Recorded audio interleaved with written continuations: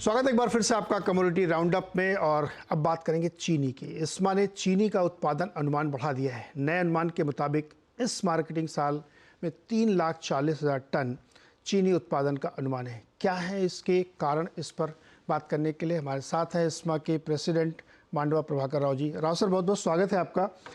चीनी प्रोडक्शन का एक्सपेक्टेशंस आपने बढ़ाया है, लेकिन अभी भी हम देख रहे हैं पिछले साल से 3,66 के सामने 3,40 है। हालांकि मंथली हुआ और अभी सीजन काफ़ी बाकी है। क्या ये एक्सपेक्ट करना इस समय ठीक होगा कि पिछले साल से ज़्यादा चीनी उत्पादन होगा इस साल?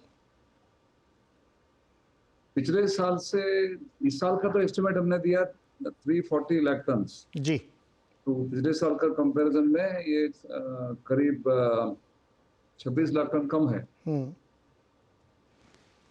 तो अभी तो सर सीजन काफ़ी बाकी है, तो और रिवाइज हो सकता है क्या अपवर्डली? नहीं, अभी तो सीजन लगभग 80% से ऊपर हो चुका है। तो इसलिए इसमें ज्यादा कोई चेंज आने का संभावना कम है। ओके, ज़्यादा चेंज नहीं आएगा। इसका मतलब 26 लाख टन का डेफिसिट रहेगा। प्राइस पे सर किस तरह का इम्पैक्ट आएगा इससे?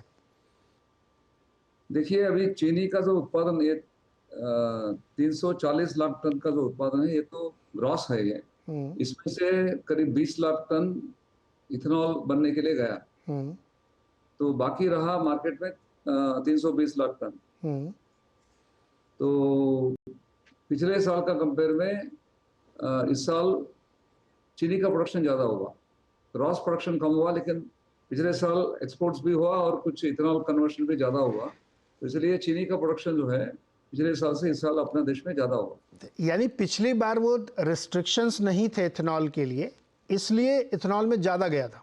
इस बार रिस्ट्रिक्शन है इसलिए कम जाएगा। तो ग्रॉसली भले दिख रहा हो कि कम है, लेकिन चूंकि इथेनॉल के लिए कम जा रहा है इसलिए चीनी ज़्यादा बनेगी। Right sir? सही है। तो दाम पे क्या असर पड़ेगा चीनी के? दाम का असर तो ये चीनी का उत्पादन ज्यादा होने से दाम कम हो चुका है।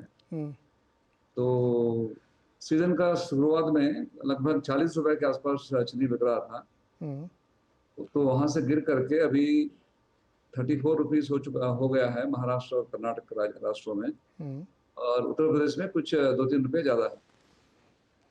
मतलब 34-35 रुपए का एवरेज प्राइस इस समय चल रहा है। ऐसा मान के चल सकते हैं, 35 के आसपास एवरेज प्राइस। लेकिन सर गर्मियों में बड़ी डिमांड बढ़ती है बेवरेजेस कंपनीज की ओर से, फिर धीरे धीरे जब जुलाई ऑनवर्ड्स बढ़ते हैं तो फिर फेस्टिव सीजन शुरू हो जाता है। तो आपको लगता है कि थोड़ा प्राइस स्टेबल होंगे या ऊपर की तरफ जाएंगे 1-2 रुपए?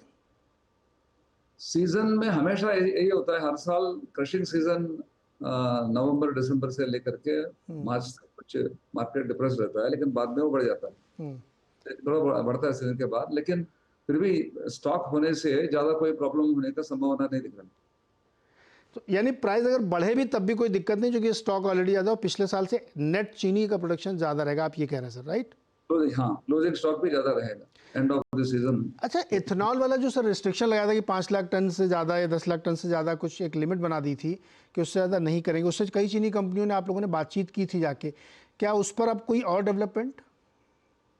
हाँ, ये तो बहुत मतलब गंभीर प्रॉब्लम है। इस साल जो कैपेसिटी हम लोग क्रिएट किया था, इथेनॉल बनाने का जो कैपेसिटी क्रिएट किया था, वो हिसाब से तो लगभग 45 से 50 लाख टन चीनी इथेनॉल में जाना चाहिए था।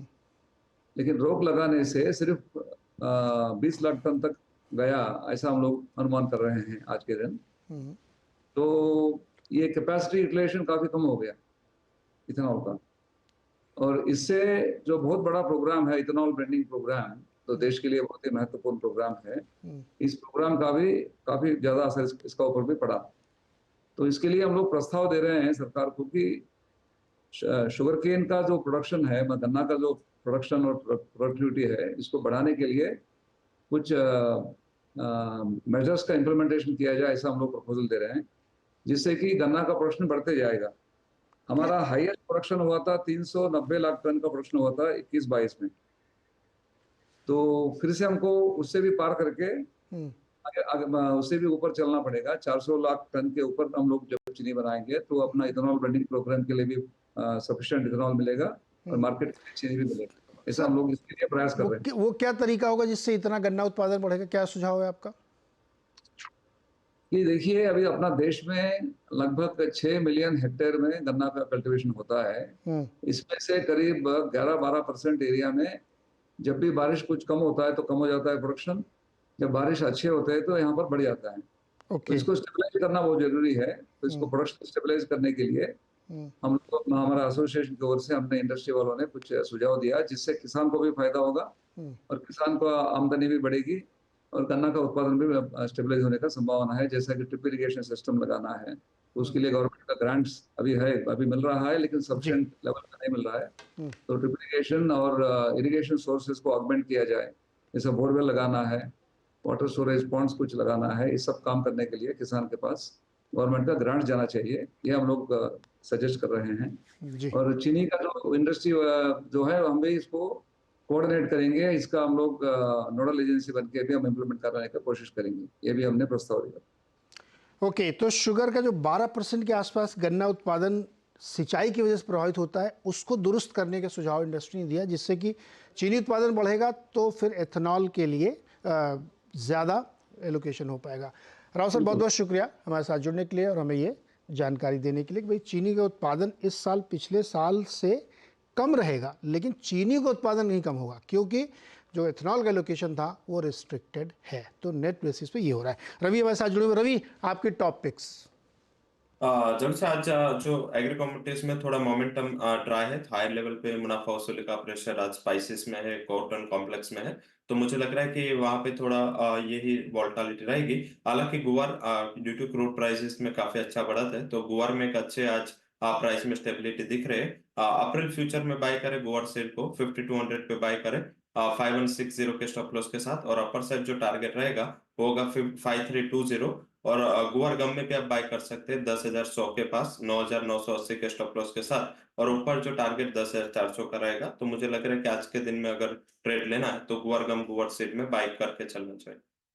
ओके, ग्वारगम और ग्वार सीड में ट्रेड्स आपके सामने है। रवि देवरा ने इसको दिया। रवि, बहुत बहुत शुक्रिया जुड़ने के लिए और टॉप ट्रेड्स देने के लिए, बाकी और कमोडिटीज़ पे अपनी राय देने के लिए। तो कमोडिटी और पे आज फिलहाल इतना ही। अब ब्रेक लेंगे और ब्रेक के तुरंत बाद मैन इन ब्लू।